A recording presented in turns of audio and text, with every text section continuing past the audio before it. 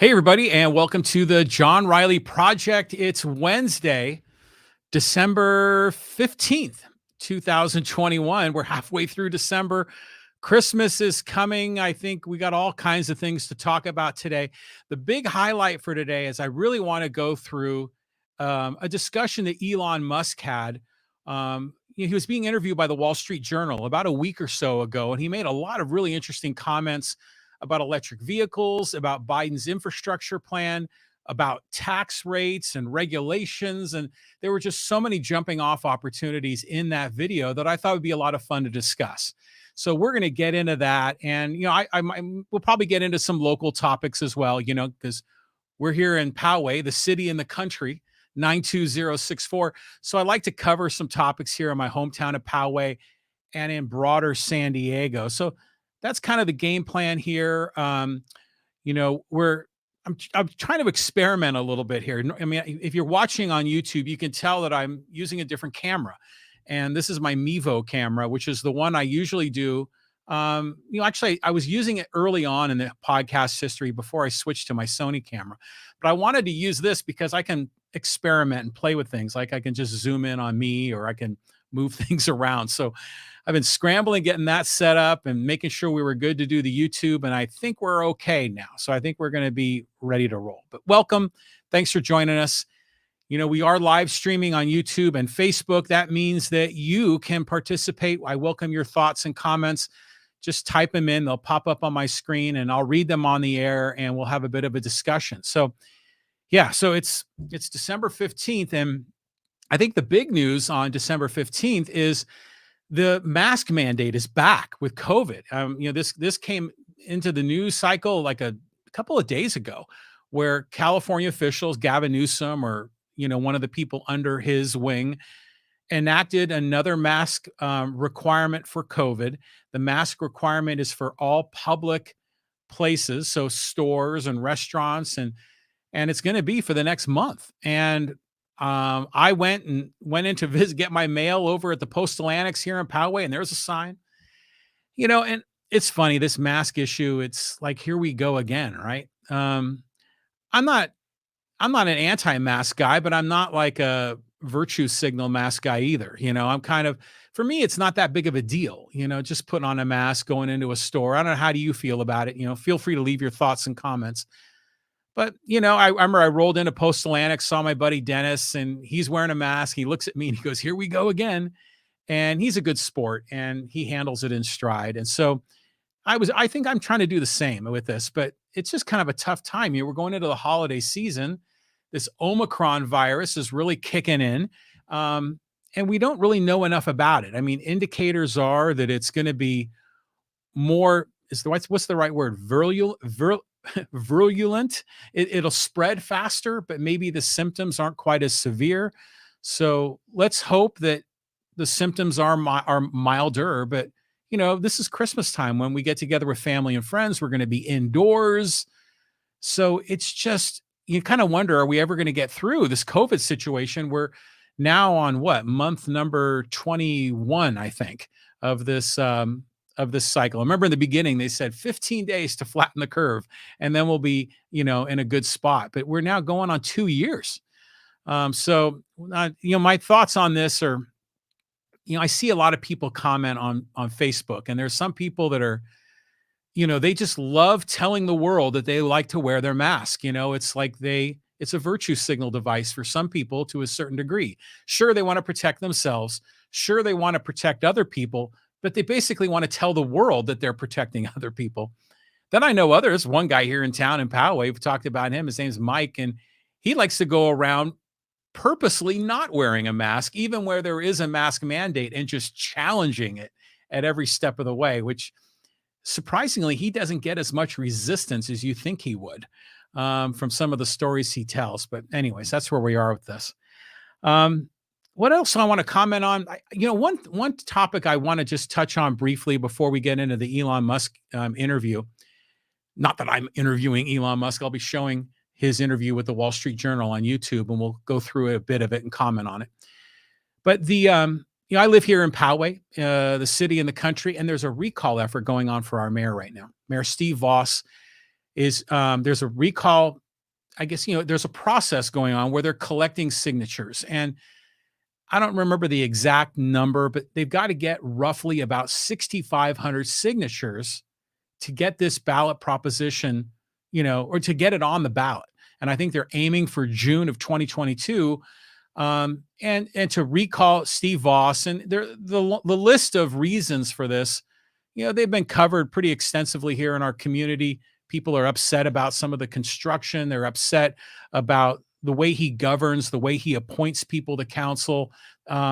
There's been a lot of, I guess, how should I say, people questioning the legality of Mayor Vaus's charity efforts, his fundraising efforts. And, he's about to start the next Carols for Candlelight. I think that's coming up this weekend.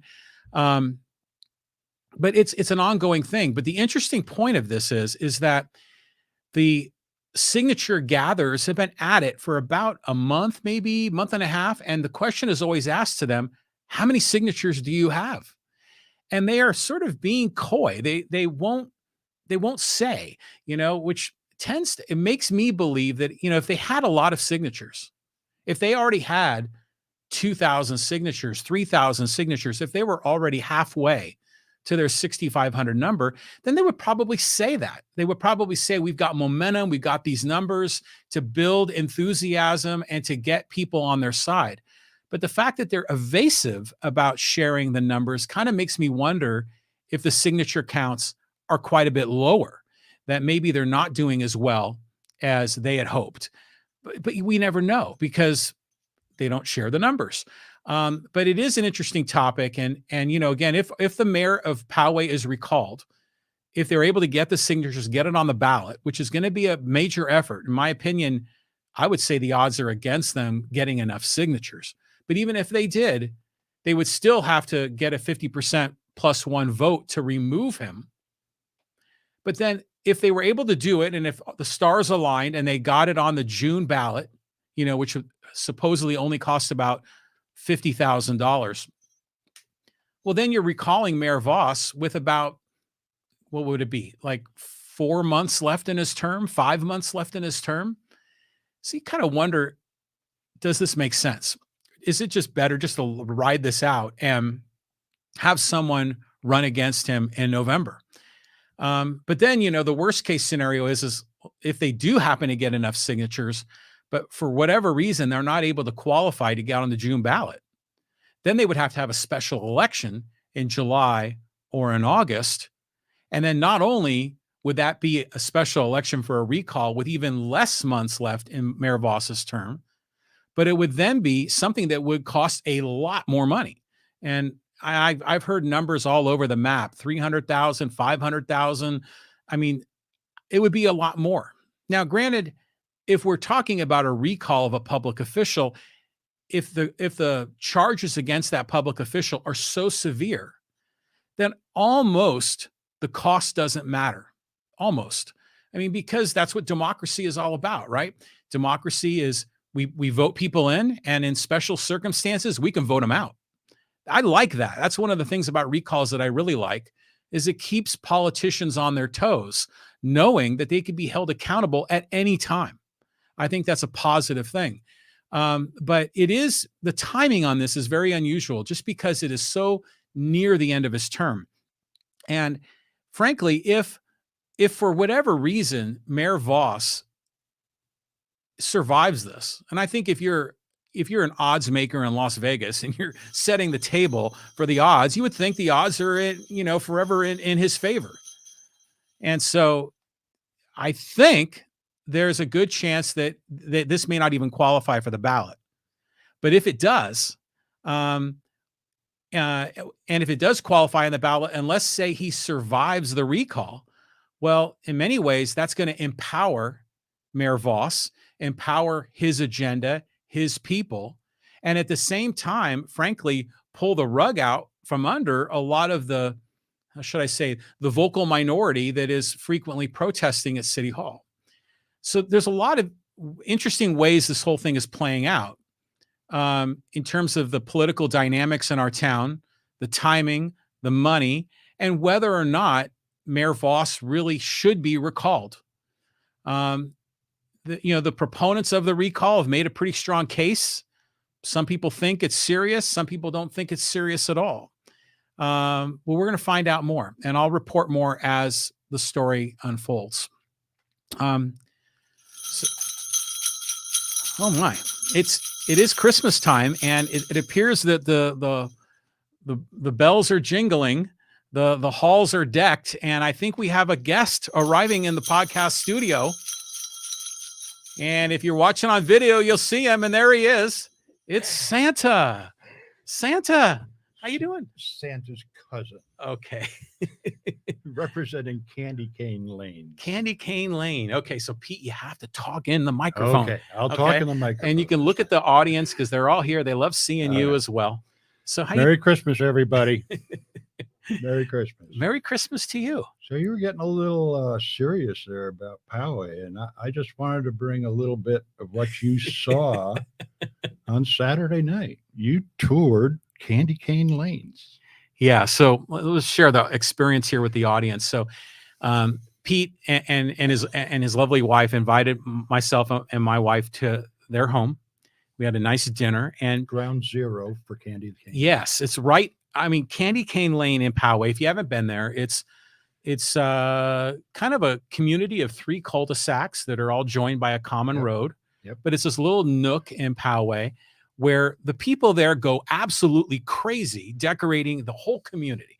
And it's called in the paperwork when you buy a home in the neighborhood, it says this neighborhood is known to decorate to excess. Well, to excess is not giving the credit that it deserves, because it was so over the top. And I mean this in a positive way. Yeah. It was so over the top. It was unbelievable. And when if you pull into Candy Cane Lane during the Christmas season, there are people backed up. I mean, it's like you can only drive 3 miles an hour, and you can only kind of follow this certain little pathway as it weaves in and out of the cul-de-sacs. But it was like there were people on the streets, music playing. There were families and children running up and down the sidewalk. There were families offering free cocoa in front of their home. Some had fire pits. Other people had projection. That we saw decorations that were either about Santa and the Santa theme. In some cases, they were religious.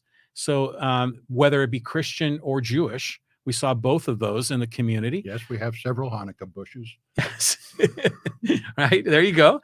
And then there was also just a lot of Disney characters, and it was just generally really fun. And I want to thank you for inviting us. We had a great time. Well, your podcast get on the serious side of Poway's issues, and I really wanted to give you a baptism under fire.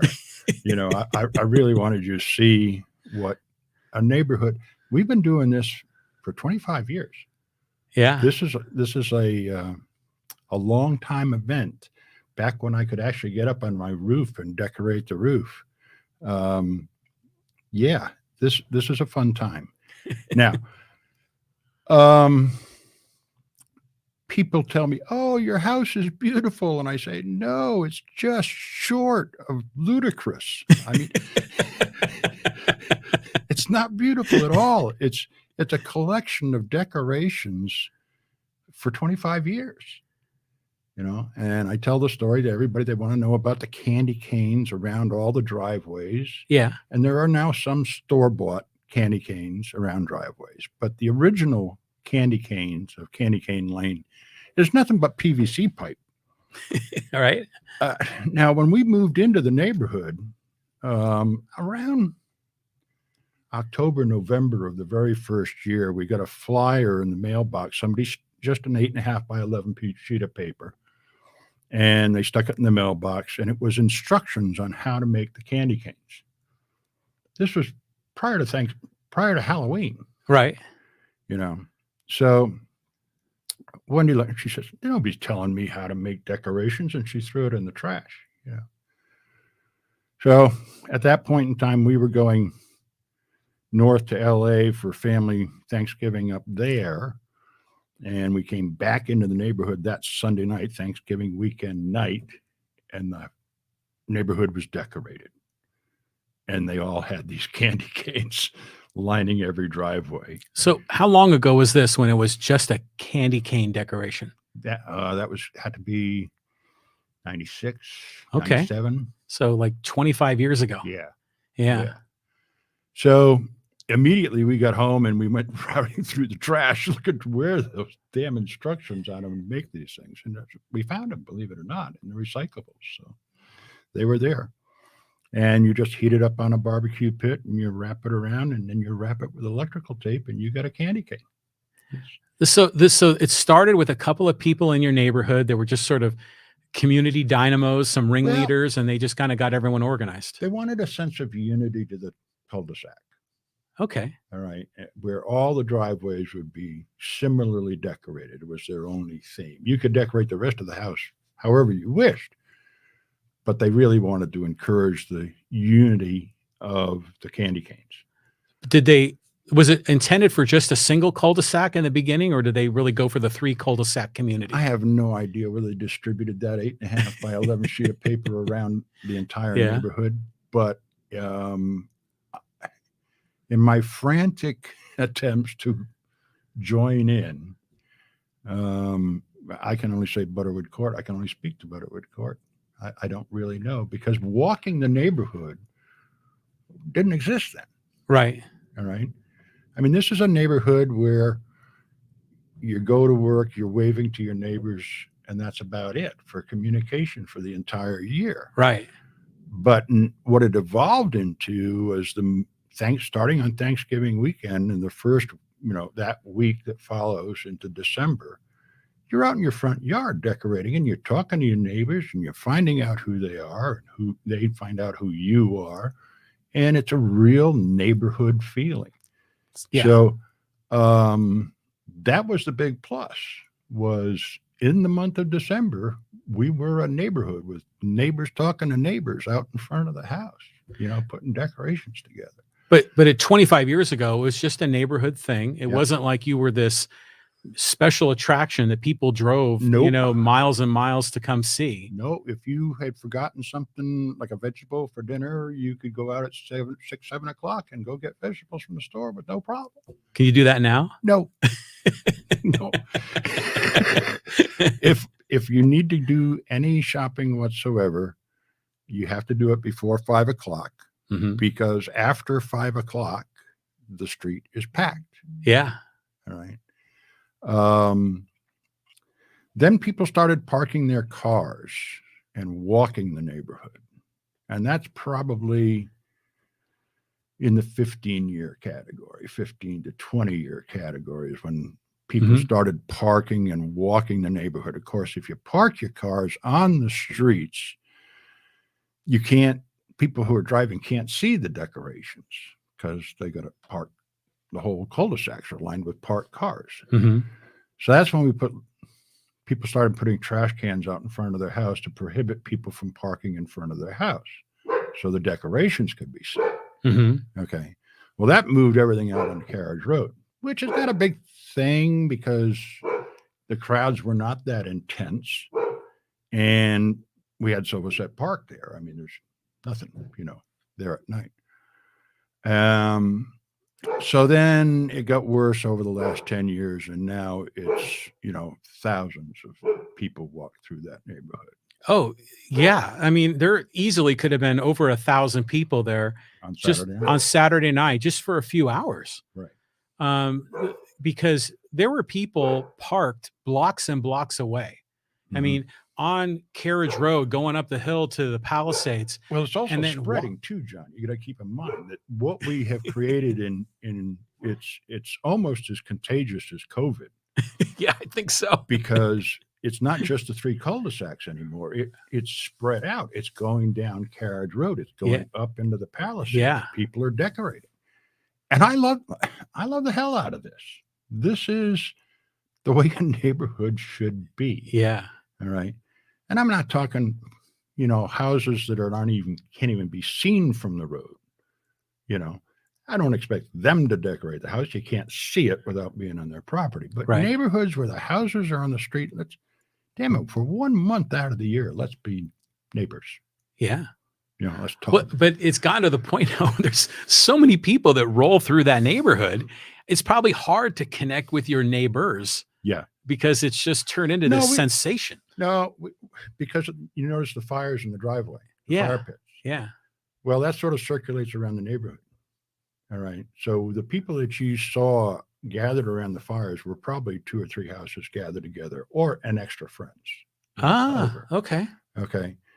The week of Christmas is when I usually fire up my fire pit, because I've got a limited amount of fuel source.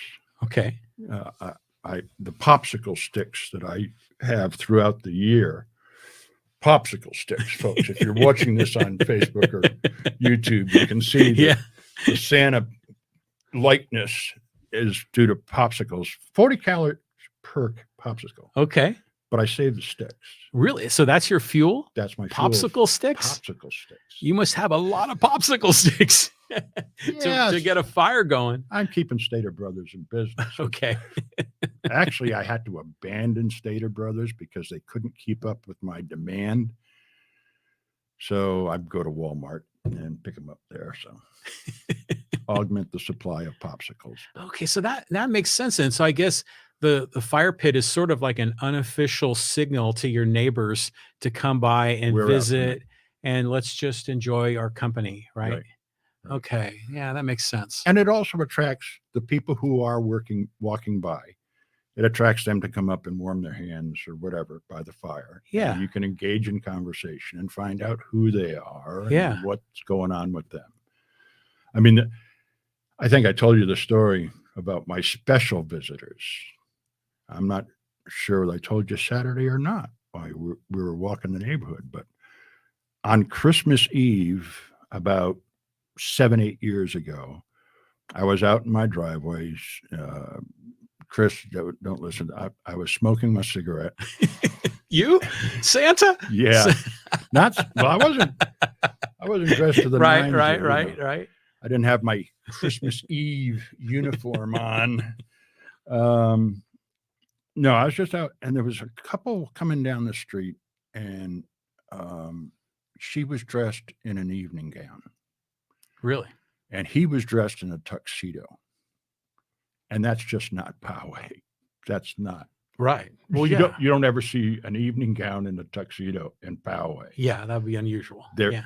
Tuxedos and evening gowns, people are exiting or coming back from somewhere. Right. So they stood out, and they walked their way around the cul-de-sac, and they came to the driveway, and I said, "Merry Christmas." I don't go "Happy Holidays." I go "Merry Christmas." Okay, good for you. And they came back in a very thick Middle Eastern accent, and I could not understand what they were saying. Obviously Middle Eastern accent, though. Okay. They were struggling very hard. And I said, so you're not from around here. You're from where? And he very proudly said, Bethlehem. Oh. And I said, Pennsylvania? Yeah, right. No, he says, the Bethlehem. I said, I've got people who look absolutely spectacular in my driveway on Christmas Eve from Bethlehem. And they says, yes. And I says, excuse me, I'm going to bed. And I turned around and went into the house because obviously something was happening. Wow. That's cool. Yeah. So yes, we have international visitors as well as local San Diegans. I mean, we got people from all over coming. Yeah. Tour buses. Yeah. Those are always fun to watch. Watch a tour bus, a full, double-decker bus come into the cul-de-sac and then try to figure out how to turn around. Oh my God. It's exciting. Yeah. So fun times. It's awesome because the energy was obviously so positive, right? Yep. Because there's a lot of stress in people's lives, and you get a person on the wrong day, they could be angry with you, but there's none of that. I mean, there was literally joy, celebration, friendship, community. There were children, there were parents, there were elderly folks, and everyone was smiling. There were people singing, and they were literally Christmas carolers singing. Except the guys. A significant percentage of the guys trudge the neighborhood. I'm serious. Uh-huh. All right. They're very reluctant to move up into the driveway. They're in the street. Right. Okay. Typically pushing a baby carriage or some device with everything that the family owns in this wagon. Right. Okay. The kids are running all over the place. The mothers have the cameras, or the grandparents have the cameras, depending on how big the family is. You know, they're taking pictures of everything. But the guys are really reluctant to get involved. So every once in a while, I bring Calypso out into the driveway, something for the guys to talk about. And then Wednesday night, I had the North County Corvette Club there. Oh, nice. We had Corvettes in all the driveways. Oh, wow. And we got asked the obvious question, do you have to own a Corvette to live here? And the answer is yes, but we had a good time. I mean, I made a special point of parking. I knew whose cars were which. Obviously, I'm a member of the club. So I made a special point to get all the high horsepower cars in my driveway. I had 2,400 horsepower in my driveway. Wow.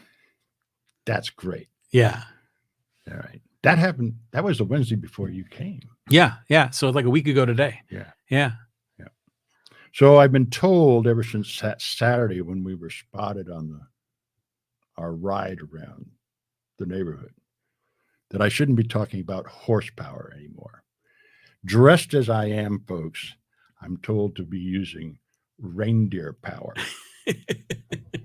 So I've got to do a little research to find out what is reindeer power equivalent to in horsepower. Well, reindeer power is magical.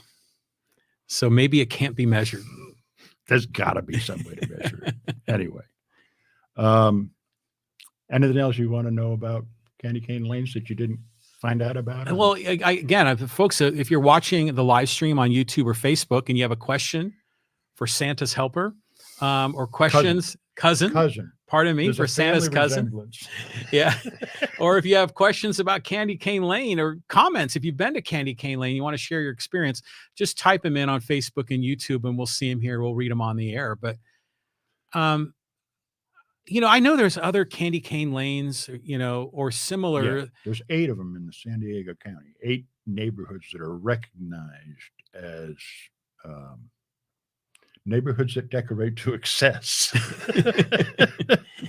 So, but it's funny that when you buy a house, it's actually written in to one of the documents because you don't have an HOA there, but there's probably something that you have to be told in advance that this is going to happen. Imagine if you didn't know and you bought a home and then this happens like the day after Thanksgiving. Like what happened to us, essentially. I mean, it was cardiac arrest when we pulled into the street. And it was all decorated, and we were not. We were the one house not decorated. But that was just the PVC pipes. There were no decorations up on the house. Okay. So I had to get to work and get the place decorated, quickly. Plus making the candy canes, right? The stuff.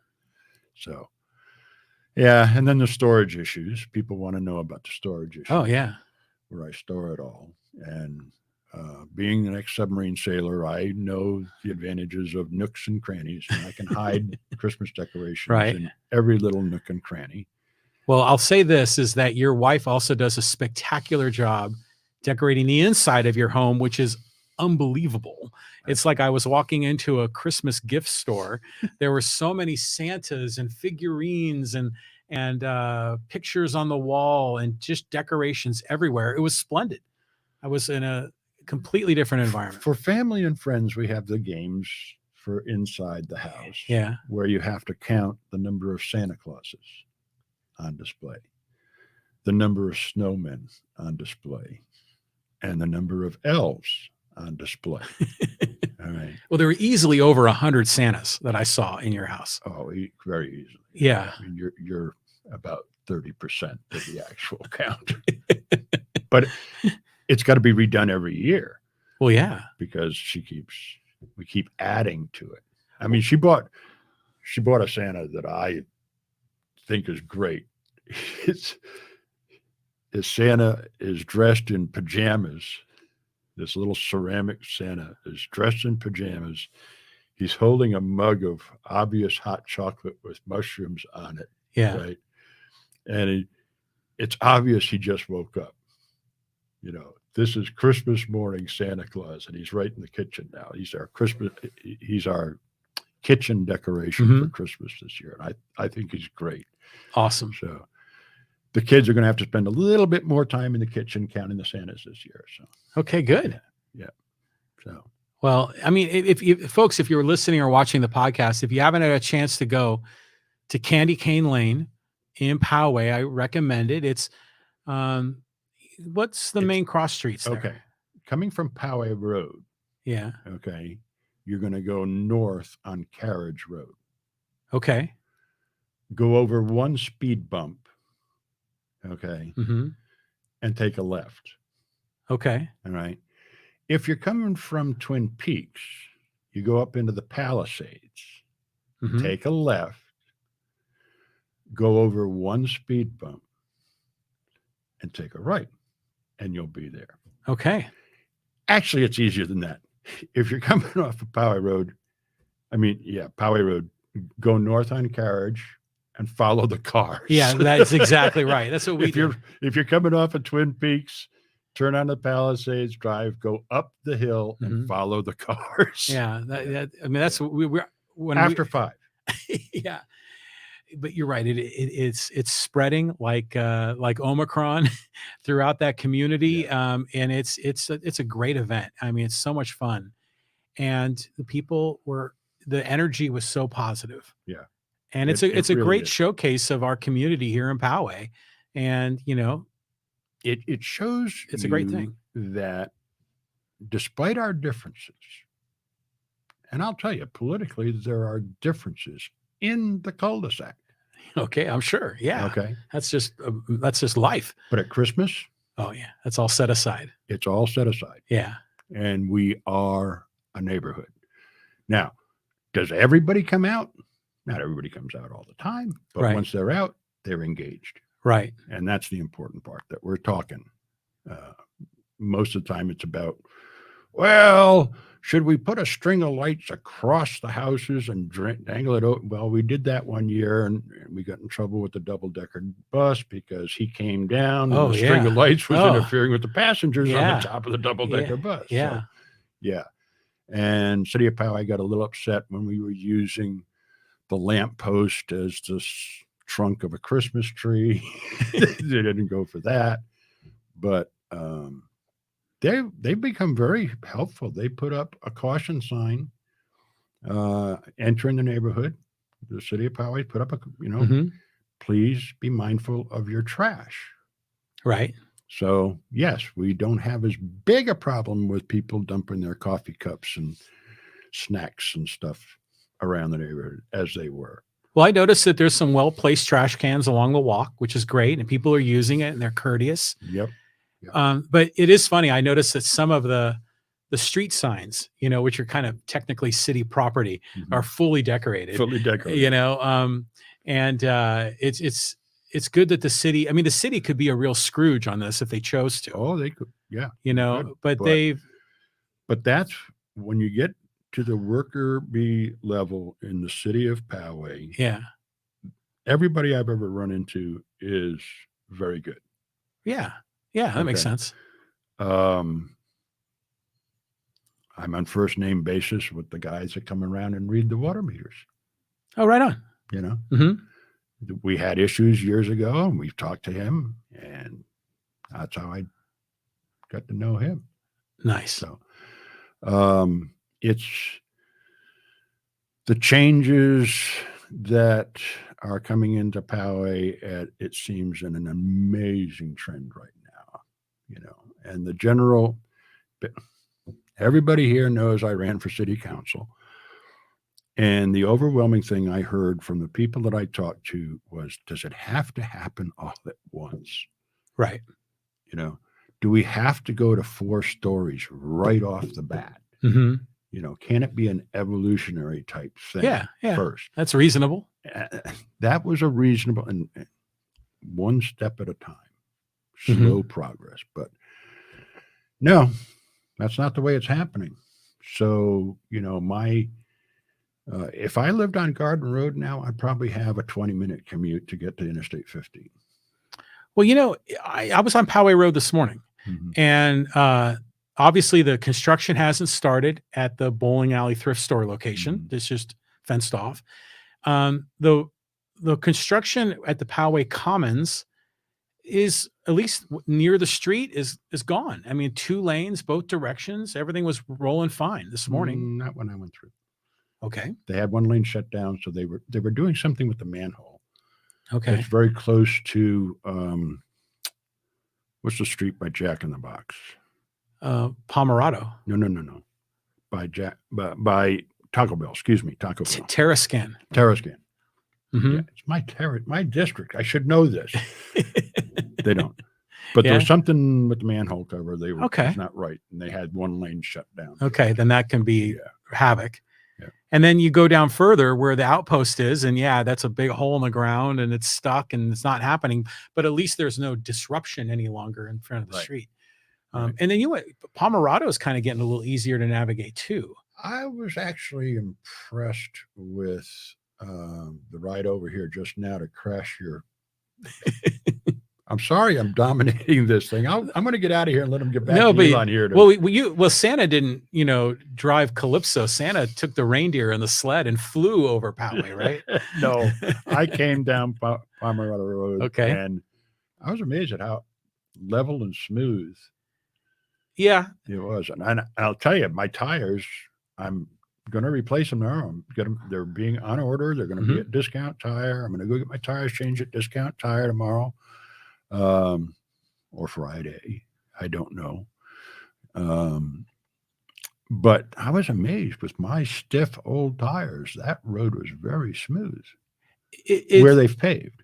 Correct. If you go, north of Stone Canyon on Pomerado, like more into Rancho Bernardo, Pomerado is still a little, how should I say, it's lumpy. City. Yeah. That's San Diego. Correct. We've got to talk Poway. Okay. Well, the San Diego part is still lumpy, if that makes sense. Yeah. So I'm hopeful that they're going to just do a once over to really make it nice. Let's hope.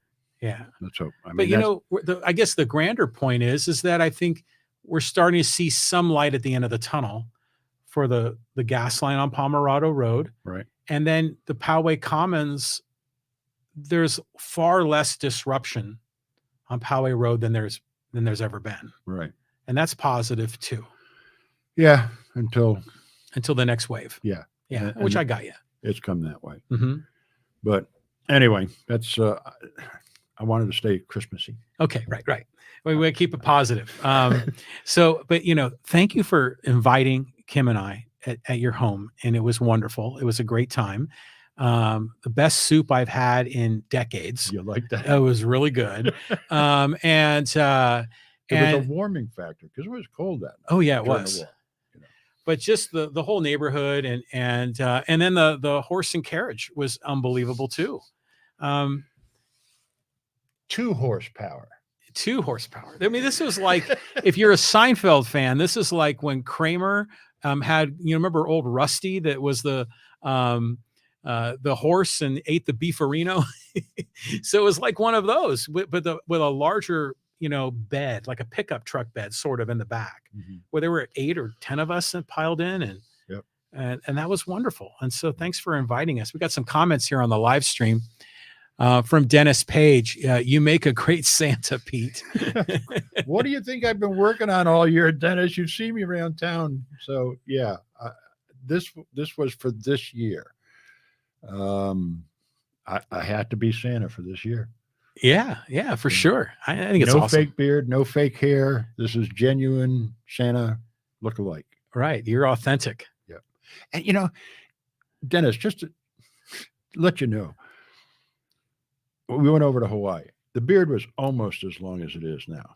Yeah, it's been longer in the past, hasn't it? Yeah, this is about as long as I've ever. I can actually see it now. I just looked down and I can actually see my beard. This is very cool. I mean, I've had beards on and off throughout my life, but this one is Niners. Okay, right on. You know, but I was in the airport and waiting at the gate for my flight, and just normally travel clothes. And there was this little girl who had her arms wrapped around her mom's leg, and she was not letting go. Mm. If she could have wrapped her feet around the leg, I think she would have done that too. But she was panicky. All right. She Yeah. was petrified of something Mm-hmm. and staring at me. And it took me a couple of seconds to realize I'm scaring the hell out of this little girl. Yeah. You know, she's 18 months to 2 years old, you know. And all of a sudden, the mother pays attention to the little girl that's clinging onto the leg, and she looks down and she says something to the little girl. And the little girl says something back. And so she starts digging, the mother starts digging into her carry-on luggage. All right. And she pulls out this bunny rabbit and she gives it to the little girl. Little girl, let's go over mom's leg, takes the bunny rabbit, comes running over to me and says, "Thank you. I've loved him ever since Christmas." And I said, "Holy shit." This little girl is panicking because she thinks she's seeing Santa Claus at the airport. Right. And I said, "Oh, this is cool stuff." And I've got to be aware of it when I'm walking around Poway, that I could be flipping out little kids. And it happens in my driveway now. Well, yeah, like this time of the year. Yeah. I mean, it's coming. People are going, "Hi, Santa." And I said, "No, I'm his cousin. It's just a family resemblance." You know, and everybody laughs, you know. Yeah. It's great. But yeah, Christmas Eve will be a different story. I have the suit. Okay. Well, I bet Santa must fly first class, right? No. No. Not that. No, Wendy picked up this really cheap airfare. I think we flew over to Maui for like $250 or something. Oh, wow. Okay. Yeah. 500 round trip. Right on. But yeah, leg room, none. Yeah. You're cooped up. But for 6 hours, I can handle it because I know I'm going to Hawaii. Mm-hmm. Then this time I spent 2 weeks there. Yeah. In Hawaii for 2 weeks this time. So I was anxious to get home. Yeah. So another 6-hour flight back, not a problem. Not a problem. Well, we got one more question on the live stream from Ed Franklin, and he's asking, are you running for city council next year? I was kind of hoping this question would come up. I don't know, Ed, to answer your question. Right now, I'm making preparations to run for city council. I don't know whether I will or won't. I have yet to have my conversation with Dave, who is no longer running. And I need to think about it in all seriousness to whether what I was after in the first election was a change of thinking about how city council should run. And I wanted to go to a representative form of government. And that's what I was after. I didn't have a platform of my own, and I still don't have a platform of my own. Should I have one? Should I be a politician? These are things that I'm wrestling with. But if people want to bring to Poway a thing called representative government, where I have to get information from my neighbors and the people in the district and bring that viewpoint or vantage point to the decision-making process, then I'll probably run. So it wouldn't be Pete's agenda. It would be a conduit for the agenda of the people. Right. Now, keep in mind, you know, on virtually every issue you come into, it's got a 70-30, 60-40 splits is the way it works out. So it's difficult to compose things like that.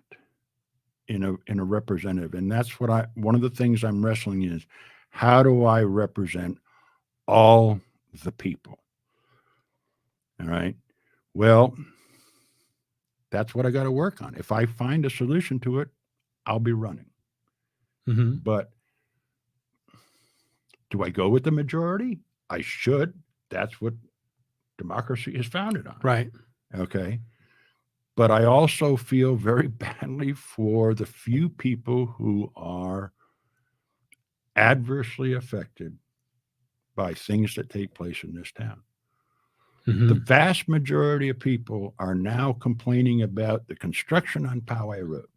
No question. Mm-hmm. Yeah. Huge right. topic. We should have throttled back. Mm-hmm. We should have done things 2 stories, setbacks, one at a time. Right. That's too late. No, it's too late. That's cast in concrete. Yeah. The horses are out of the barn. Yeah. But those people are still going to be, those neighbors are still going to have big structures next to them. So how do I make it equitable? And not just for District 1, I'm talking across the street from District 1, which is District 4. Part of the thing that works on, somebody complained about this on Facebook, about the way the current districts are split up, the fact that they split on Poway Road, District 1, District 2, Mm-hmm. and then District 4 on the opposite side. Well, the concept there is that if there was an issue, let's say the outpost, that's a District 4 person and a District 1 person issue. We both have frontage on what is the outpost. District 4 more than District 1, but the 2 representatives should have gone to city council with the other 2 sitting there. If the other 2 were saying yes, then it comes down to the mayor. And there's a recall Mayor Vaus. Right. Mm-hmm. All right. So I got to see what goes on. Okay. Well, you got plenty Does of that time. answer your question? I hope. You got lots of time, Yeah. So, I mean, the filing deadline is like in late July or August or something like that. So Ed has one more question, and he was asking you, Pete, I wasn't on earlier, but how long have you been in Poway, Pete? We moved here, and soon as I heard rumblings, we were down in Kearny Mesa. I'd just gotten out of the service. Okay. And I was down in Kearny Mesa, and I was looking, we had moved to Kearny Mesa. Wendy had moved from Kearny Mesa from Pacific Beach because she was tired of being into the overcast. Okay. We were getting depressed living in Pacific Beach because it was cloudy when you went to work and it was cloudy when you came home. Mm-hmm. Moved to Kearny Mesa, it was sunny. Yeah. Okay. Okay. Well, now that I got out of the service and we're looking for a permanent home, for the whole family, where do we go? And there was this little podunk little community that people hated to travel to because it was way out there called Poway. Right. And they were going to become their own city. Ooh. Because they didn't like the way San Diego was expanding. And I said, we're moving to Poway.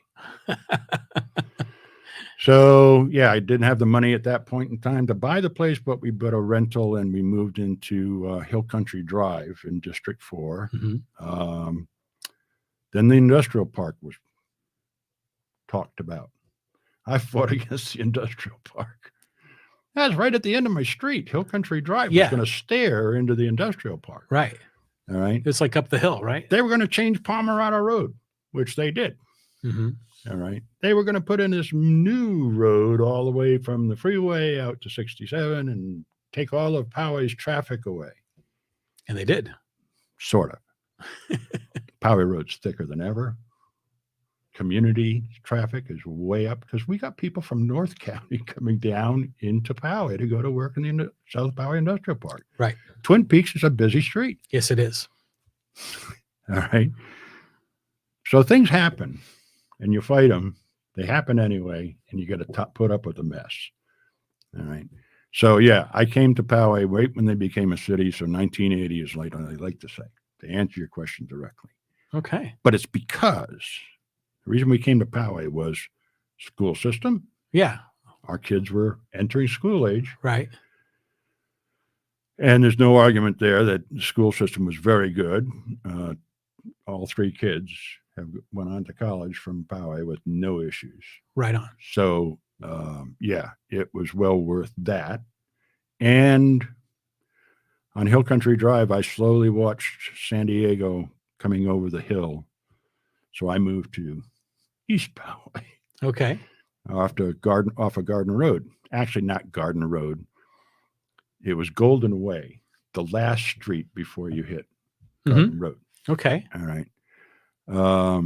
But now I fought against the Palisades, folks, which is where I live now. So I'm a hypocrite too. So remember that when I run for politics, that I have some hypocritical things. But you've been active in our community for a very long time. Yeah. You get behind issues you feel passionate about, that you think affect not just you, but your neighbor's way of life. All right. I'm going to bring up something I didn't bring up earlier. I said about 60-40 and 70-30. Yeah. The vast majority of that 60 or 70 number could care less about what happens in Poway, because they leave in the morning to other places in San Diego. They work all day and then they come home. They don't want to get involved in anything. They want a good night's sleep and get ready for work tomorrow. Right. Yeah. This is a commuter. Yeah. So, I mean, there was a protest about the water bill.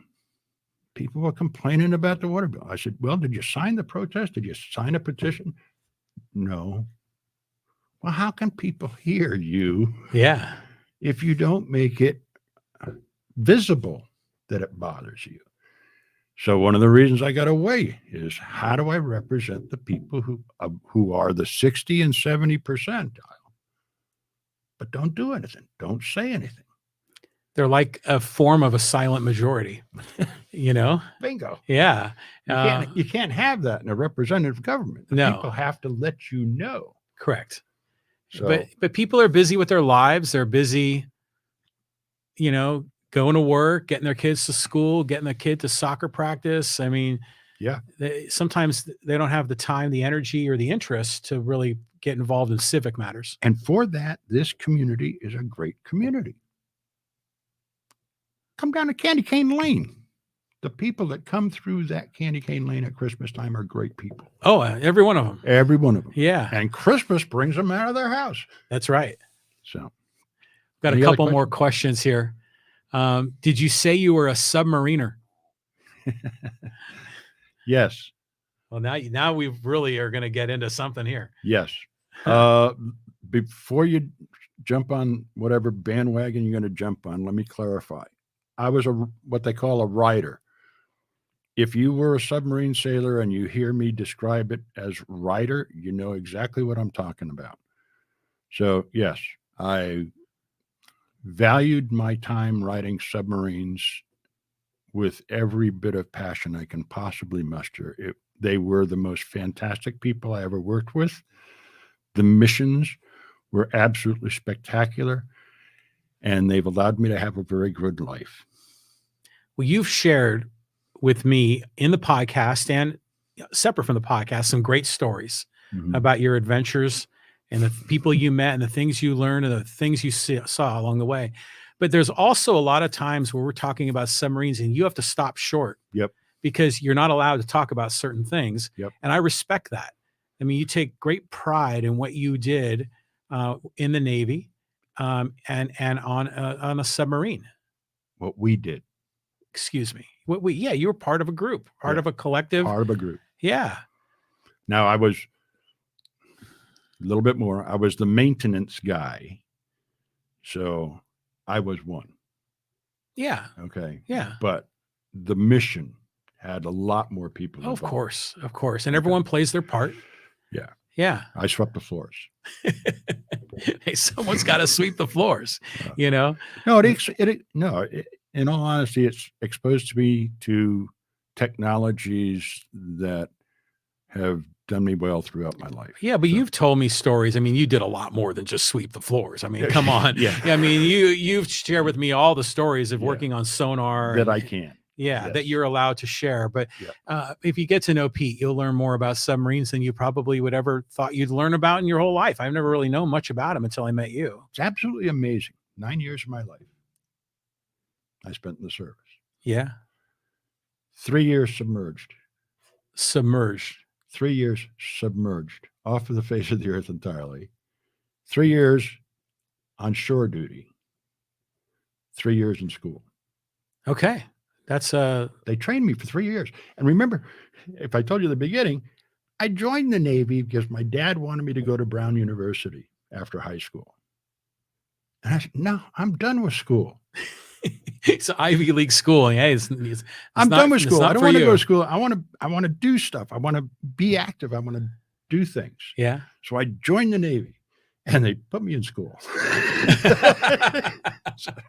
I don't know. But you joined during the Vietnam War, right? Yes. Yep. So I mean, I'm sure that probably sent shivers down the back of your parents to a degree, right? Yeah, but I sat my dad down when that discussion came up. And I said, the best way to confront a bad situation is for you to face it head on and figure out a way around it. All right. Join the Navy. Not too many sailors going in country into Vietnam. Right. Ships are off the coast. All right. Water shallow. Submarines. Can't get close. Yeah. And so, yeah, there are ways around it. Good for you. That's strategic thinking right there. Well, when you're confronted with my senior class, I lost several friends to Vietnam. Oh, I'm sure. Yeah. Yeah. So, yeah, it's very near and dear.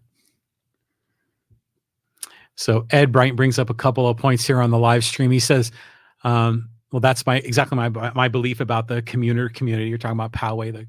But he goes on to say, Ed says, I only brought up the submariner thing because my father-in-law was for his entire career, and it was a very unique group even to this day. So Ed has probably experienced some of this indirectly through his father-in-law. Absolutely. Yeah, you guys are a brotherhood, right? Submariners, you guys stick together. Sometimes we had to. Yeah. Yeah. You know, but no, yeah. Ed, I know where you're coming from. I hope you can live through all his sea stories because he's probably got a shitload. Well, you know, a lot of this conversation started here with like, are you going to run for council? And I know you're still considering it. Yep. But I hope you do. I mean, I really do, because you're thoughtful. You have perspective and history on what's going on in Poway. You have a unique approach that's different than a lot of the other candidates as far as this piece of representative democracy. Government. Yeah. That's I mean, you get it. It's what we were started out this country with, is representative government. Right. All right. Yeah. The problem is that once you get into the system, okay, once you become a Democrat or Republican, Mm-hmm. and I thought for a second before I picked which order I said there, okay, you become cast into a group. Yeah. All right. And it wasn't a mistake the way I handled the last time. I'm a Jeffersonian Republican. If you're curious about what that is, you can look it up. It's a good marriage between what are political parties today. Mm-hmm. So, not an independent, John. Sorry, you're not getting me in your camp. Okay. That's all right. I like being independent, you know, then I can maneuver as I see fit and pick the ones I like. Well, regardless. If you want me to become a city council person, yeah, and run for the election, I'm going to ask that you become a Jeffersonian Republican for the election and vote for a representative government. Okay. Right? Well, I can't vote for you. I'm in District 3. I know. But there are others out there that are hopefully, when we come around to this next election, hopefully I'm going to see some other faces. Yeah. Well, there's only one announced candidate. There's always going to be more that'll jump in. And so I'm looking for, I love the political season. It's just a lot of fun. There's drama. There's, good guys and maybe not so good guys. And everyone's got an agenda. And to me, it's fascinating. It's like reality TV. But it has real life implications here for our community. So, wow. Anything else popping up here? Not really. No. I mean, I still haven't even gotten to my Elon Musk video, but we can keep going if you like. I mean, I'm enjoying this. Look, you're fighting a very important battle. You are. Okay. All right. I completely and totally understand the need for EV. Okay. All right. I know you're going to get into that topic. I will, but maybe from a different angle than you'd expect. Okay. Mm-hmm. You're going to talk about the infrastructure that's going to need. Correct. That's part of it. All right. Thinking about the people who are living in a condo somewhere downtown, where the condos were built in 1970s. Right. That's an issue. It is. It's a legit issue. Okay. So just keep that in mind. No, I stick to my Calypso because Calypso is important to me because of a parking lot at Lincoln Senior High School in Lincoln, Rhode Island. Can you share that story with the audience? You shared it with me once before. Okay. It's a good one.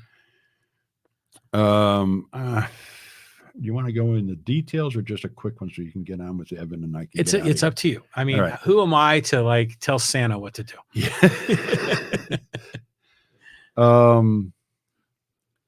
When I learned to drive, I did not have a car of my own. I had to borrow my mom's car.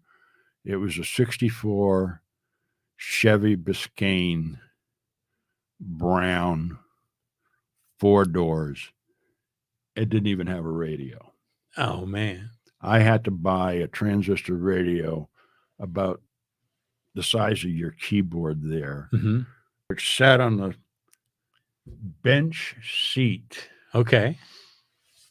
But on the different, the transmission hump. Yeah. And that's where my radio was because I didn't have one in the dash. So that's what I drove to school. And this is the mid-60s, folks. There were Mustangs, GTOs, 442s,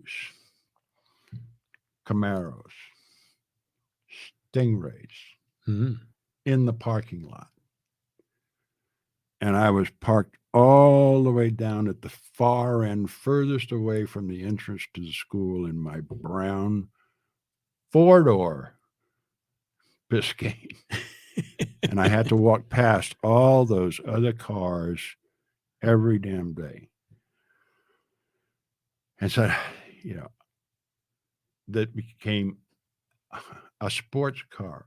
Any car would have been better than what I had. And that became a life goal to me. All right. And I started off Austin Healey's, MGs. I drove a lot of European sports cars, but then the Corvette. My dad had been purchasing stock in North American Aviation, and one of my sister's friends who was going to Brown University and getting his engineering degree in an Ivy League school, he had been putting himself through school in Rhode Island on a Vespa motor scooter. Wow. All right. That guy sacrificed for 4 years of college education driving around Rhode Island on a Vespa motor scooter. In the winter. In the winter. Yeah. But he came to my dad and asked my dad, where should I apply for my job when I get this engineering degree? And my dad, thinking he was the intellectual on things that were going on, said, North American Aviation. You'll be involved in the space program and military systems and all sorts of things. The guy took his advice. Rick Croto was his name. And one day, my dad's sitting in his recliner in the living room, and I'm playing around. I was in the room, and all of a sudden, the rumble that everybody now knows as a Corvette, you could hear it coming down the street. And it was getting louder, like the jingle bells. Yeah, okay? yeah. And it stopped in front of the house, shut off. And my dad goes, "What in the hell is that?" And he gets up out of his recliner and he goes over the window and he looks out, and there's this Corvette parked in front of our house. Rick Croto got out of the driver's side. He had bought a brand new Corvette with his first paycheck from North American Aviation. And my dad said, "Damn him, he's spending all my investment in the company." And I said, "I'm going to buy a Corvette someday." Good for you. So, yeah, I bought 3 now. I'm on Okay. my 3rd one, but still, yeah. Yeah, it's time. And it's time for me to go so you can get back. Well, Tony Russo on the live stream also, he's chiming in. He goes, "Here I come." Yeah, I think Tony's going to run. I think Tony's going to run. Yeah. So I think Tony, I don't know what district Tony's in. It's 1 and 3 are the ones that are up for election, right? Yeah, I know one's up. 1 and 3 are the 2. Yeah. And then of course the mayoral seat is going to be up for election. So yeah, Tony, man. Should I run for mayor? That's another option. No. Well, if Vaus survives the recall, which again, I think if I'm a betting guy in Vegas, I think he'll survive. But if he survives, no doubt there's going to be people running against him, just like there was last cycle. Man, there were about 5 or 6 candidates running for mayor last time. Yeah. So I'm sure we'll see a similar thing coming up next year. Managed growth, reasonable. You know, Terrascan. Yeah. Poway Road's traffic. So I'm taking the road past City Hall, past the school, get onto Terrascan and come out. And I sit at that intersection now waiting to make a turn on the Poway Road because I want to bypass everything that's down further east. I was looking at my phone for some reason, sitting and waiting for the light to turn green. And I looked up and all of a sudden I felt like I was in Pacific Beach. Those condos that are right there, next to the street, next to the sidewalk. No setbacks. No setback. Yeah. It's Pacific Beach. That's what passed through my mind. Yeah. We didn't want Poway looking like this. Yeah. You know, but here we are. Here we are. And I remember talking to candidates in 2018, you and others, because it was already known at that time that the Poway Road specific plan was going to allow for no setbacks. And there were a lot of people that were very upset about that from the start. But those are the very few people, the ones that are well informed and are active in local civic affairs. They did their digging, they discovered this. But yeah, 99% of the people in Poway had no idea until it was built. And then they went, "Oh my God, what is this?" You know, there's a lot of people that are in that situation. Okay. I'm going to bail on you. Okay. All right. So I just came in to talk about Candy Cane Lane and you got me off on a politics again. Okay. It's okay. I enjoy it. And I love talking politics with Santa. So it's kind of fun. Yeah. So, yeah, all good. Candy Cane Lane is active until New Year's Eve. New Year's Eve. New Year's Eve. Okay. So if you miss it, look, Christmas Eve is by far the wildest night on Candy Cane Lane. Really bizarre things happen. Oh, you got to tell me what's happened in the past on Christmas Eve. Double-decker buses. Okay. All right. All right. Yeah. Massive numbers of people. Okay. But it's a pain because it's tough to get into on Christmas Eve. Oh, yeah. All right. And like you say, a double-decker bus has got to do like a 16-point turn to get through that cul-de-sac. Yeah. And of course, I think of my mom a lot too. Oh, yeah. Yeah. Because she used to get on the tour bus from her assisted care facility, which comes through the neighborhood here. Okay. She used to call it the Tacky Lights Tour I said, "Ma, you're talking about my neighborhood. I'm not tacky." Yeah. So anyway, It's well done. I'll say that it's not tacky. Some of the neighbors have gone just short of ludicrous. Yes, it's in excess. You decorate to in excess, so it's all good. You get carried. Anybody else got any question besides Uh, Tony, who I'm going to ignore Ed- because Ed- he's a competitor of my votes? yeah, good way not to widen Poway Road. Ed Franklin goes. He always goes to politics. Yes, Ed, I do. I always go to politics. I enjoy politics. I like talking about it, and I don't think there's enough discussion of local issues. Now, politics isn't always just people running in races, but it's about what's going on in our city, our greater community, some of the issues that people are battling It's not over. the politics. Those are issues. And that's what I want to hear. Yeah. I want to hear the issues, which is why I listen to your podcast. Yeah. Well, because thanks. You talk about the issues. And there's not a lot of coverage of like local issues, Yeah. especially like in our hometown of Poway. Right. I mean, so yeah. So Ed, I always go to politics. Yeah, I do. Tony Russo says, love Candy Cane Lane. And Ed says, already been there. Looks great. Merry Christmas to you and your family. So Merry same Christmas to you. to you Ed. too, Ed, and So- Tony, and everybody else that's listening. It's a great thing. I'm going to go hop on the reindeer, Okay. take my 488 reindeer powered, whatever it is, and get out of here. All right, my friend. All right. So everybody else, pay attention to him. If you see something go by, just ignore it. Yeah, that's right. So Tony Russo saying about family, about what we can make it better for our kids. Yeah, right on. So that's all we're doing here. A lot of the things that we discuss on this podcast ultimately are about making our community better. They're about making our way of life better, mostly so we can live a better quality of life. And yeah, a lot of us have children and go to schools here, and we all want to live in a nice place. And so the challenge is that different people have different visions about what is good and what is nice, and different levels of tolerance for things that they don't like. So, but we'll talk it out here on the podcast. So I always invite guests on the podcast to discuss things and sort things out. Okay, so we are going to get into, I just want to check one thing here. And okay. We're going to now get into this Elon Musk thing, which was kind of the title of the podcast. And we're going to spend some time discussing the Elon Musk interview with the Wall Street Journal, where he had a conversation with, in front of it was a conference of CEOs from various large corporations.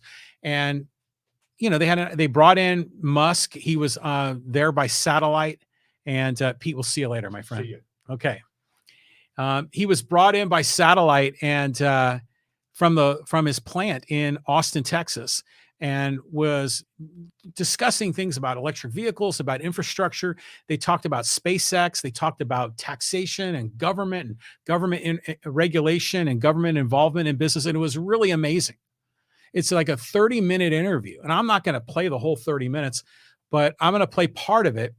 And just offer a few comments. And plus, it'll just give me an opportunity to experiment on the podcast, showing a video during the podcast and then being able to comment on it, which is I'm hoping to do a lot more of that.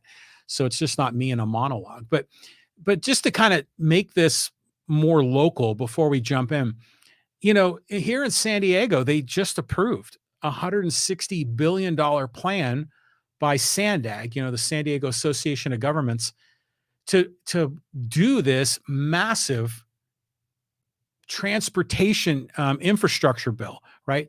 And you know, it's been discussed for a long time, but now SANDAG has approved it. They've really essentially said, we approve of this as our vision for San Diego County. And it, you know, it involves high-speed rail, it involves electric vehicles, it involves more buses, it involves more express lanes. It's a lot less freeways and a lot more public transportation. And essentially SANDAG has embraced this plan, this vision, but they stopped short and said, we don't embrace the way that it's being proposed to be funded, because the proposal for funding is supposed to be on a per mile basis for, you know, which would involve potentially having GPS trackers on people's cars, or odometer readings, or I mean, there's a number of other creative ways they can do it.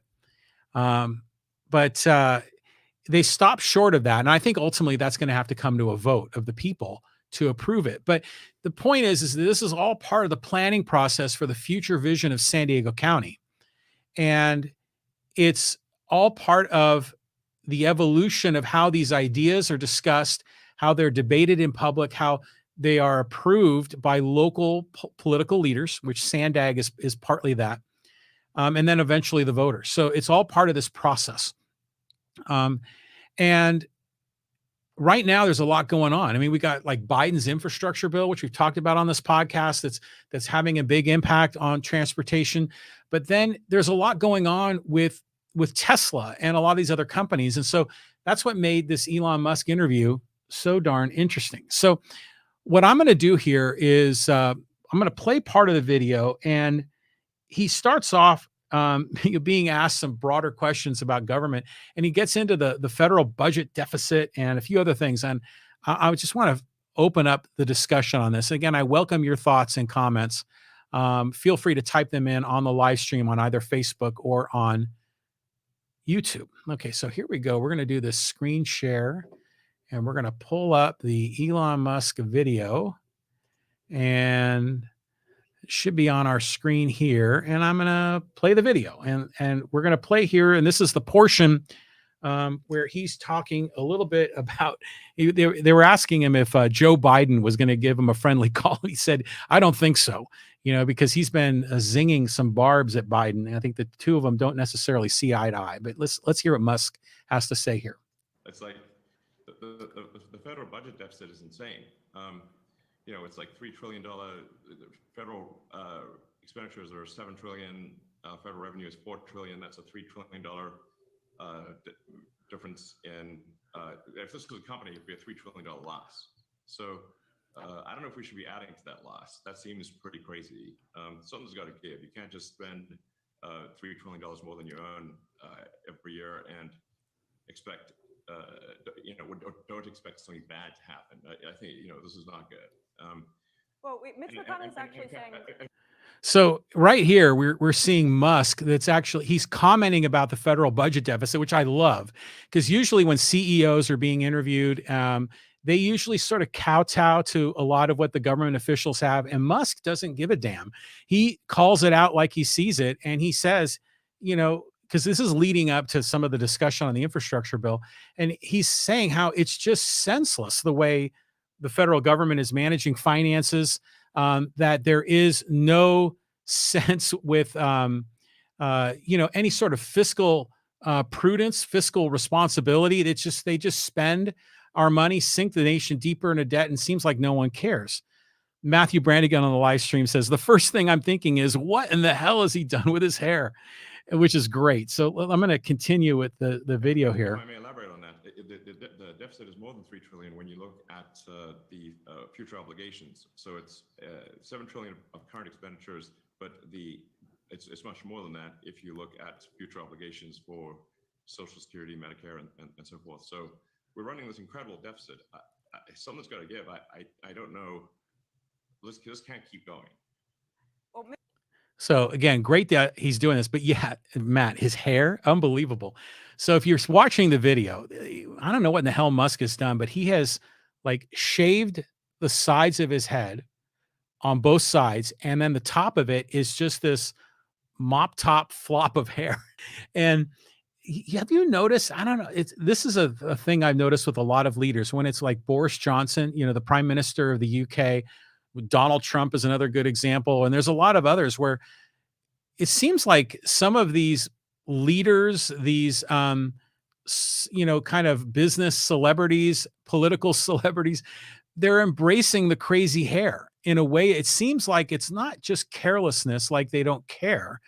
I think it's strategic. I think they're trying to get noticed, and I think they're trying to get people to talk about them more. So I think this is very well calculated what he's doing with his hair.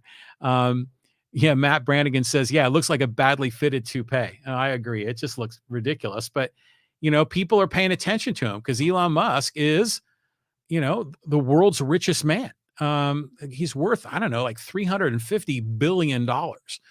So now he's going to talk a little bit here about the infrastructure bill. And to me, this is fascinating because this will talk a little bit about electric vehicles and some of the things that Pete and I were just talking about a moment ago. Mitch McConnell said something similar. That it wasn't too, not as extreme as you. But okay, so let's say his follow-up question is, okay, Elon, you don't think we need to spend anything on the infrastructure? If he says to you, what is the biggest improvement we can make to the U.S. infrastructure? What do you say? I think we generally could have better airports, better highways, and I think that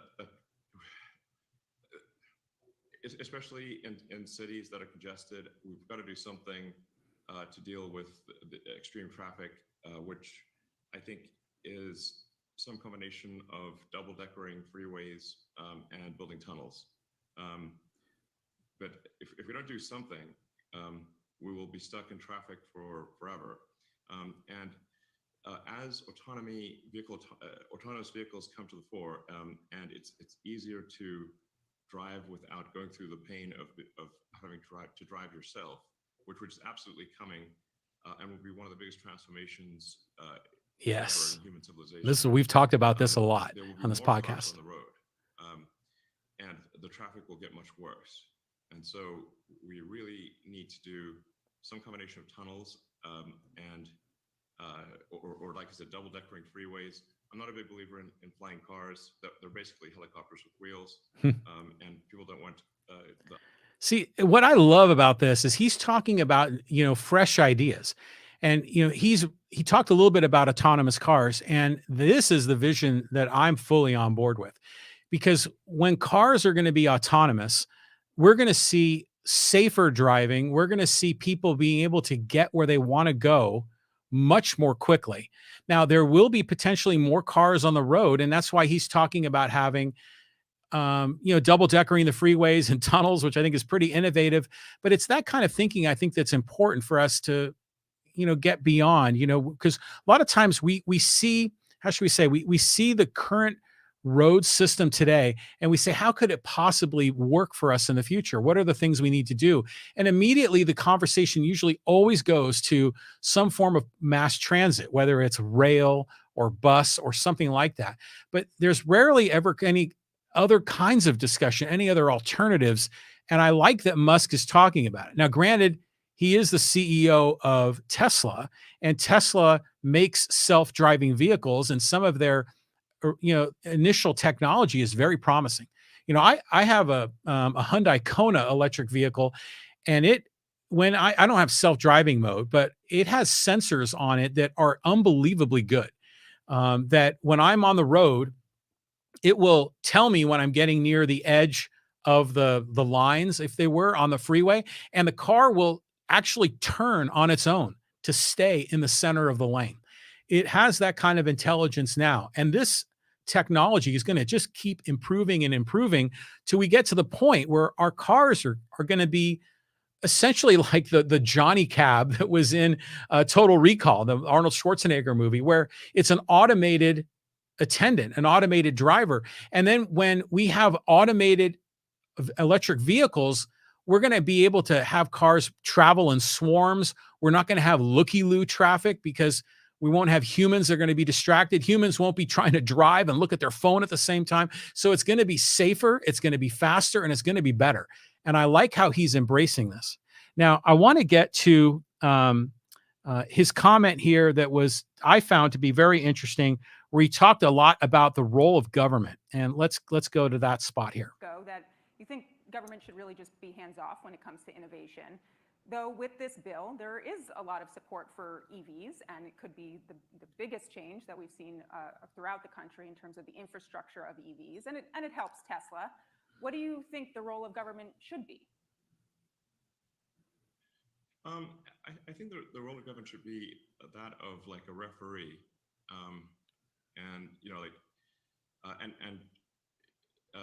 but not a player on the field.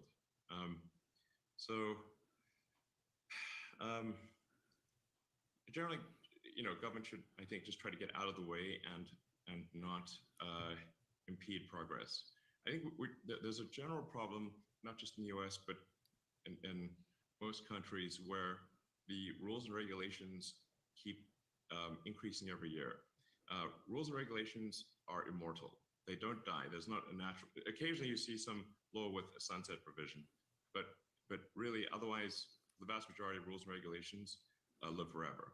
And so if more rules and regulations are applied every year, and it just keeps growing and growing, eventually it just takes longer and longer, and it's harder to do things. And there's not really an effective garbage collection system for removing rules and regulations. So that's great. I mean, can you imagine when he says a garbage collection system for rules and regulations? He's right. I mean, as government passes a lot of these regulations, they just layer one on top of another, to the point that there's so much bureaucracy that a lot of these corporations need to navigate through, that it's cumbersome, and it hinders innovation, and it hinders progress in a lot of cases. Now, granted, Musk is also saying he likes government to act as more of the referee rather than a player on the field. And I agree with him on that point. But he has been the beneficiary of government as a player on the field, whether it's been the subsidies that people get for buying electric cars, because you can get as much as $7,500 federal tax credit for them. And he's been the beneficiary of that, because that money typically all goes to Tesla. But he's also been the beneficiary of a lot of other government, interference with the economy, like in terms of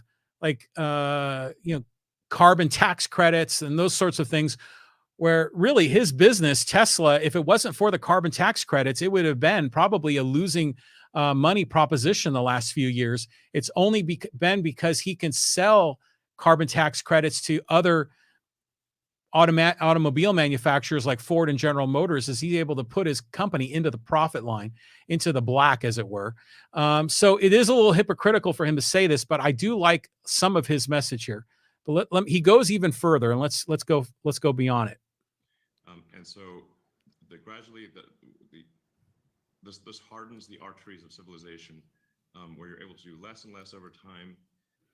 So I think government should be really trying hard to get rid of rules and regulations that perhaps had some merit at some point, but don't have merit currently. But there's very little effort in this direction. This is a big problem. And I also want to come back to you later. I know that you do have some other stance on sort of AI and what the okay, so we're going to jump ahead here, and let me just see if I can find the spot here. It's at the 8:20 mark. And here we go. And this is where he talks a little bit about the subsidies that Tesla gets. And it varies from one week to the next. But just going back to that infrastructure bill for a second, because sometimes the criticism of Tesla is like, hey, Tesla gets all these subsidies. But it's worth noting that for the vehicle purchase tax credit, the $7,500, Tesla stopped getting that like 2 years ago. So whereas everyone else, I think, except for GM, still gets the $7,500 tax credit. So all of our sales this year, and I think last year, had nothing to do with the tax credit, because we were no longer eligible because we'd made so many electric cars. Tesla's made roughly 2/3 of all the electric cars in the United States. I'm not sure. That's amazing. 2/3. So Tesla's made basically twice as many electric vehicles as the rest of industry combined. And we don't need the $7,500 tax credit. I would say, honestly, I would just can this whole bill. Don't pass it. That's my recommendation. So yeah, he's basically saying don't pass the infrastructure bill. And we've broken down the Biden infrastructure bill and the pros and cons of it. But to me, it's fascinating that he's saying we got the subsidies, but we don't really, they maxed out the plan. So Tesla's no longer eligible for them. I think it's once they sold, I think it was 200,000 vehicles, then they no longer can get the subsidy. But he would want to discontinue the subsidy for everyone else, including his competitors, which then this is a little bit, I guess, two-faced, because it would put him in a more strategic competitive position, because he's already had the run up of his whole EV business built on the backs of that subsidy. And now he wants to essentially take the rug out from under his competitors on it. So now this next portion of this, and there's only a few more segments of this that I want to show. This next portion is he talks about the electric vehicle charging infrastructure. And to me, this is a fascinating topic because, we have 2 EVs and there's a lot of hesitancy that people have about getting an electric car. In some cases, there are a lot of myths that people believe about electric vehicles, particularly that there's not enough infrastructure, because you always hear government talking about how they need more electric vehicle charging infrastructure.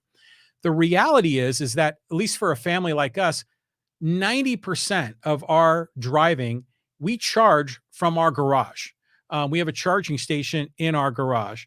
And my wife drives a Tesla Model 3. She has never, ever had to use a public charging station. She does 100% of her driving with charging in our garage with a Clipper Creek EV charging station, which, by the way, is powered by solar, which is kind of a cool little ecosystem, a cool little power plant we have up on our roof. And then for me, I only need the charging infrastructure when I go on road trips. And even when I do, they're building right now, it's being built aggressively by private companies, to the point that I've never, ever had to wait in line to charge my car. I've always been able to pull in to any EV charging station and just charge, and it's never been a problem. But right now, there is this push to have government fund more electric vehicle charging stations, and Musk had some comments on that. What about the support, though, for the charging network? I mean, there are parts of this bill, and no? No, I mean, do we need support for gas stations? Great point. So there's no need for this for support for a charging network. I would delete it. Delete. So you're hearing the laugh, because this is actually a call in front of a live audience. It's an event, a conference sponsored by the Wall Street Journal. There's a bunch of CEOs in the audience, and then Musk is actually being satellite live streamed in, and this person's on stage interviewing him. But yeah, delete him.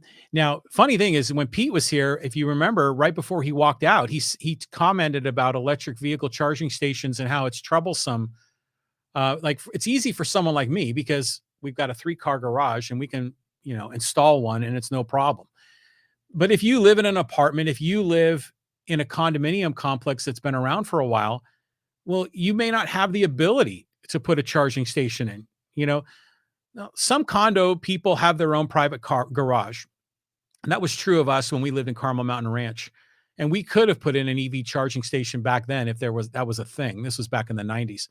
But for most people, you don't have that option. Now, that's changing. And it's changing even without government. We're seeing now apartment building complexes and condo complexes that are putting in charging stations, not because government's telling them, but they're doing it because they want to have a mechanism to attract renters and attract home buyers to their facility, to their community. They're using it as essentially as a customer magnet, and they're using it as a way to provide additional benefits, additional services for which they can essentially charge money for. But it is, Pete brought up a fair point, but if you live in an older apartment building, you're not going to be able to just plug in your garage like my wife and I do. And for those people, it is going to be difficult if those buildings don't have the charging stations. And yeah, for them, we're going to need more public charging stations. But I'm telling you, if you ever get on the app, it's called Plug Share.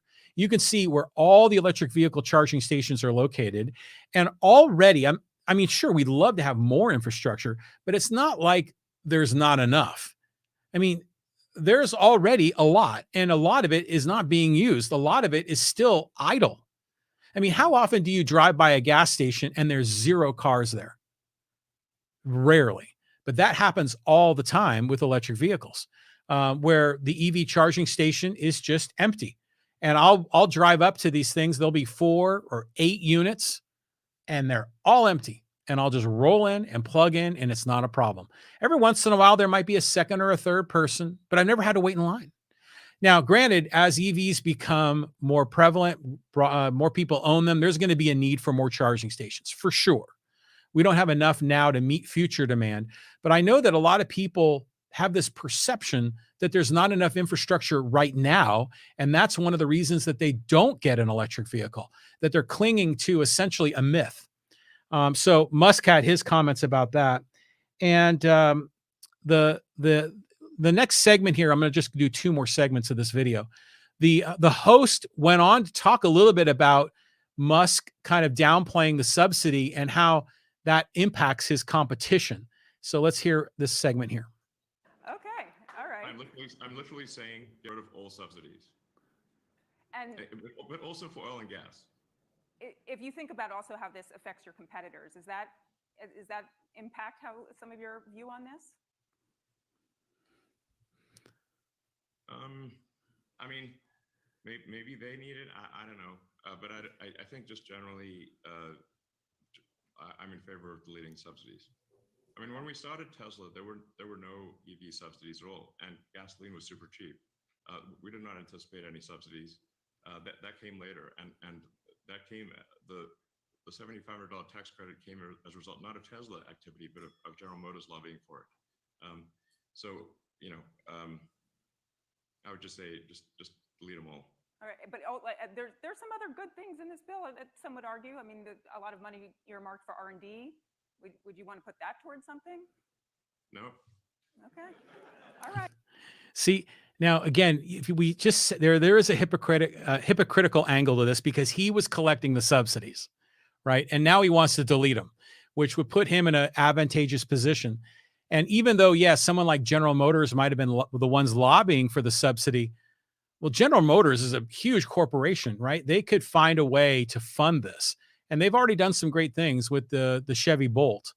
But there's a lot of upstarts, like, this company Rivian, that they've now released. They were the first ones to release an electric pickup truck before Ford did the F-150. And by the way, the Ford electric F-150 is not available yet. They're just taking pre-orders on it. You can put a deposit down. But there's a lot of companies like Rivian, and there's a number of others that are these innovative companies that have been, Fisker is another one, that have been created in many cases in Silicon Valley, in other parts of the United States, not in Detroit, but innovators that have been coming forward with their own electric vehicle platforms. Now, again, I don't agree with the subsidies either. I mean, to his point, I think we should get rid of all the gasoline subsidies too, and just let the best form of energy win. Rather than rigging the system, because when they do have these subsidies, ultimately it helps out, a lot of these corporations and the shareholders behind it. And that's the other interesting angle with Elon Musk that I find fascinating is, yeah, he is the world's richest man, but every one of his businesses gets money from the government, whether it's Tesla, whether it's SpaceX, whether it's Solar City. The revenue stream that he gets from the federal government is massive. Now, one could argue that that's how the game is played. Maybe he's not lobbying for these things, but if that money is on the table, he's sure as heck going to take it. And from that perspective, I don't necessarily blame him, but he is kind of in an impure position to sort of make some of these comments. Now, this video is going to go into just a little bit more where he talks about tax policy, and then we'll wrap this up. So let's hear a bit more. All right. We're going to move on from the bill because I think we get what you're saying on it. In general, we should just, if we don't cut government spending, something really bad's going to happen. This is crazy. Our spending is so far in excess of revenue, it's insane. He's right. Like you could zero out all billionaires in the country. This is all this like anti-billionaire BS. If you zeroed out all the billionaires, you still wouldn't solve the deficit. All right, I'll ask you another question around the billionaire BS. Say tomorrow we've talked, you get the phone call from President Biden.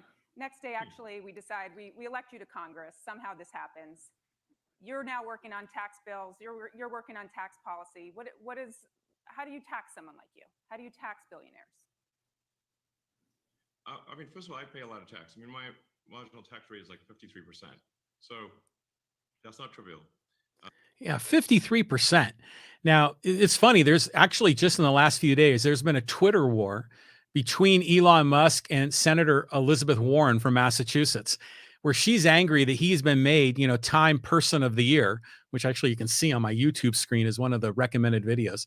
But she's angry because, she wants to tax him more, and claiming that he doesn't pay taxes. Now, granted, he makes his personal money. He doesn't pay himself a salary. The only money he gets is when he sells shares. And in many cases, he's forced to sell shares just because of the way the system is set up.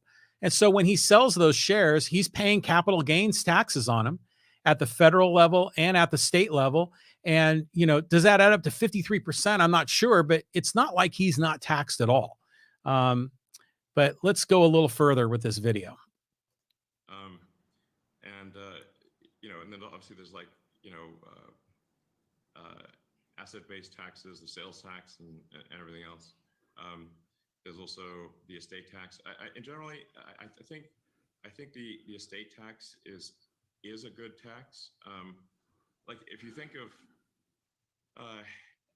assets beyond a certain level that are far beyond, let's say, somebody's ability to consume, then at a certain point, really what you're doing is capital allocation. So you're not. It's not money for personal expenditures. What you're doing is capital allocation, and it does not make sense to take the job of capital allocation away from people who have demonstrated great skill in capital allocation and give it to an entity that has demonstrated very poor skill in capital allocation, which is the government. That is so dead on. And this is a great comment because there's a lot of people that really support the estate tax. They think that, that the estate tax should be 100%. There's some people that believe that. There's some people that believe that if you have assets when you die, any significant amount, it should be taxed at an extraordinarily high rate. Well, he makes an interesting point because what do people do with their assets? They're typically investing them, and the people that have invested them successfully and have done well with it have created wealth that they use to not only power parts of the economy and drive other parts of business. They also use those dollars for, like Musk, he donates money to philanthropies. He's innovative. He puts his dollars where it makes sense, where he gets a really positive return that has a net benefit, not just for him, but for the people around him. He says, why we should take away that resource allocation from him or others that have been successful and give it to the federal government, who's, as he said, is running a $3 trillion deficit that can't manage their finances at all. So again, I just think that was just a fabulous point. You can think of the government essentially as a corporation in the limit. The government is simply the biggest corporation with a monopoly on violence, and where you have no recourse. So how much money do you want to give that entity? This is really good. This segment here. I want to move on to some product stuff. Sure. I can talk for a bit longer if you'd like than the half an hour. If you're worried about getting through all your questions. I hear we have nobody else joining us at this conference. So he'll get to his final point right here. Yeah, government is a corporation in the limit. So it is the most corporate thing. It is maximum corporation, but it's also a monopoly, and also is the only one that's allowed legally to do violence. So why would you want to give a corporation with no competition that can't even really go bankrupt more money? Now, it's not as though I think the government shouldn't exist or that there are not good things that the government can do or things that are necessary for the government to do. For example, science programs where, we send a probe to. So he goes on further, and I'm going to stop sharing this screen and bring it back to the regular podcast view. But it's just some really fascinating comments that he had in that conference that was hosted by the Wall Street Journal. And if you want to watch the rest of the video, it's like a 36-minute video, and it's great. And if you're really into, finding out some more details about his plans with SpaceX, his plans with artificial intelligence and driverless cars. He speaks to a lot of that in this discussion. And to me, it was great. And I just like his candor. In many ways, he just says what he believes. It's not politically calculated. And to me, it's very refreshing when I hear this. And some of his primary points are things that I strongly agree with, where he wants government to essentially be a referee rather than an active player in the field. Now, again, there is some hypocrisy with him on this, but I think he's speaking accurately about the right way to do it. And the other point about the electric vehicle charging stations, I don't know if did we cover it in this, where he said, is the federal government subsidizing gas stations? Well, of course they're not. So why are they subsidizing and paying for electric vehicle charging stations? I mean, some of these things, and granted the infrastructure bill has been passed and, that's going to happen, and there is a great need for a certain amount of infrastructure, but it's still silly to me that it's a federal program rather than something that's more state or even local. I mean, we can make an argument that we need greater infrastructure here in San Diego County, but should a single mom in Topeka, Kansas be paying taxes to increase the infrastructure in San Diego? I don't think so. To me, a lot of this should be funded locally. But at any rate, I just wanted to share that. And I also just kind of wanted to try out doing more of these podcast episodes where I can bring up a video and go through the video with you. So hopefully you like that. And Pete was here with me, and this is a really fun one. We had a little bit of a change of pace here with our camera and trying new things in the podcast. So today's the 15th, midway through December. We are planning a trip during the holiday season, but now with Omicron ramping up, we're not sure if we're going to reel back from that. So I'm not sure. This was going to be my final podcast of the year, but we may do another one depending on if I'm staying in town or not. So we'll see how that goes. But I just want to wish you all a great holiday season. If you are interested, you can always go to my website, johnrileyproject.com. And if you are interested in financially supporting what we do, there's a donate button there where you can leave a couple of bucks if you want to help. And every dollar I get in this podcast, I'll be reinvesting it to try to grow the audience, to try to make the podcast content better. But if you are so interested in supporting us, with a little bit or a monthly, we'll be happy to take it and put that to very good use. But if you want to also go to my website, John Riley Project, you can sign up for all of our on our mailing list. You can even get access to all the links to our social media where we continue that conversation. Okay, so gosh, we're approaching 2 hours here. So I want to thank everybody that was involved in this. Pete came by earlier today, or about an hour ago, and we loved the conversation with him. Candy Cane Lane was fantastic. And if you have a chance to go check it out, I really encourage you to do it. It's a beautiful thing about Poway. So for all of you, I wish you a Merry Christmas, Happy Hanukkah, and a Happy Festivus. A Festivus for the rest of us. That's on December 23rd. Hopefully you all celebrate your holidays, and we'll be back at you real soon. If not in the next week, then definitely right after New Year's, and we'll be rolling with more podcast content. This is the John Riley Project. Thank you very much, and we'll be back at you. Stay safe, everyone. Bye-bye.